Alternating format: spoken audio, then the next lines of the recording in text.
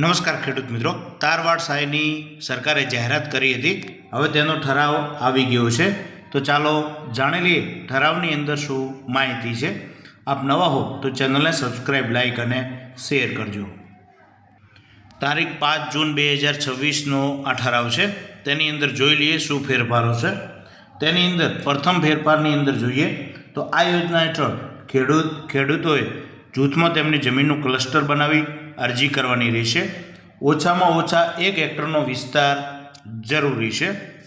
ત્યારબાદ બીજા નંબરની જે સુધારો છે તેની અંદર જોઈએ તો જમીન ક્લસ્ટર અનુસાર લાભાર્થીઓની અરજીઓ અંગે રનિંગ મીટર દીઠ ₹300 અથવા ખરેખર થનાર ખર્ચના 50% બેમાંથી જે ઓછું હોય તે મુજબ સહાય મંજૂર કરવાની રહેશે.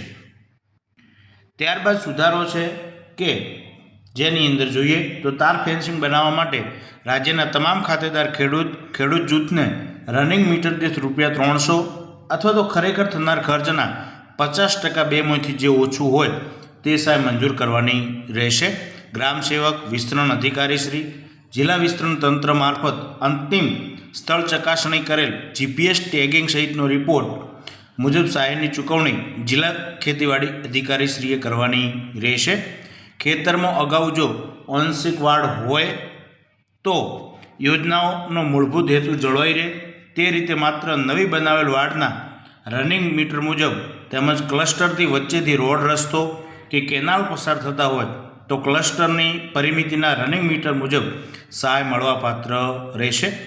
રનિંગ મીટરની ગણતરી મોબાઈલ એપ મારફત કરી શકાશે.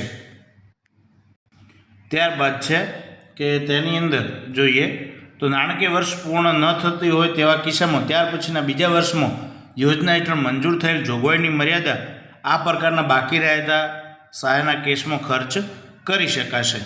તો આ પ્રકારનો સુધારો આ ઠરાવની અંદર કરેલો છે. Thank you. આભાર.